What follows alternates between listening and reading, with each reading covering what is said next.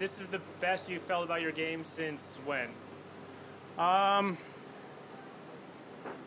don't know, 21. Okay. I mean, it felt pretty good. I like to think it felt good at certain places, and the results don't show it.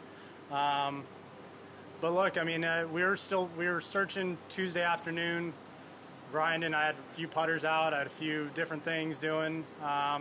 Sometimes it takes that. I mean, I was going to treat Monday through Wednesday this week just as a kind of relaxing, get into it. Game felt good enough to play well, and I went down this rabbit hole of just kind of, I hit one bad shot in the practice round, tried to figure it out, was out on the range 2 more hours, but the game does. Say in the practice round a blessing in disguise because it led to the discovery that's led to this play? Yeah, for sure. I mean, sometimes, just being out there when you don't realize that you're out there for that long of a period, but you find one thing that you hope works. I mean, I've done that for the past 2 years, hoping that we're going to find that one thing that clicks, and right now I'm going to stick with it. Why not? Collin, how do you feel about the position you've put yourself in going into the weekend? Yeah, I mean, if I was going to tell myself I was going to be 16 under through 2 days with my total score or whatever you want to call it, I would have taken that. Look, I think with winds being down and this course, if you keep it in front of yourself, it's obviously gettable. There's going to be low scores. There's going to continue to be low scores this weekend. Greens are starting to firm up, but you're still going to see guys firing at pins. You have a few short holes that you have to take advantage of. The par fives are very gettable. So, look, it's not going to end at 16 under. There's going to be a lot more low scores, a lot more birdies made, and I'm going to have to continue that heading into the next 2 days. When's the last time you thought about the money? I really haven't. Look, I've been very fortunate to get off to a great start in my career and never had to really think about that.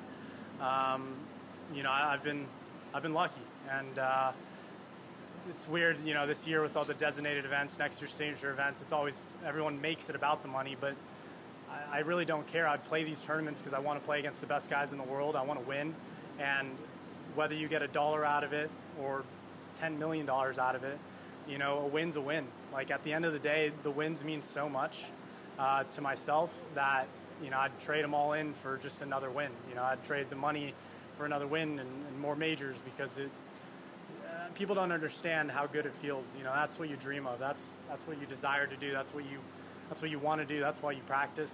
And you just want the win. You mentioned 21. I mean, you were so young when you're having all that success in 21. I mean, what do you think you've learned most about yourself these last 2 years? Oh, I just love golf.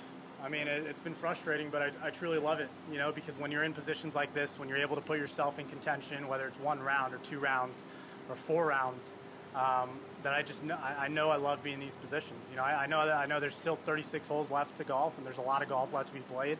But being in this position, you have to take that with heart, and you got to take that up front. The best players in the world don't shy away from these moments, and we're still tied with the lead. There's a bunch of chasers right there. There's going to be a lot of low scores tomorrow. I promise you that. So we got to get ready. It's not going to be a breeze to just finish this off. So which are you more encouraged by, the quality of the good shots or the quality of the misses? Both. Okay. The quality of the good shots are even better, but the quality of the misses are that much better.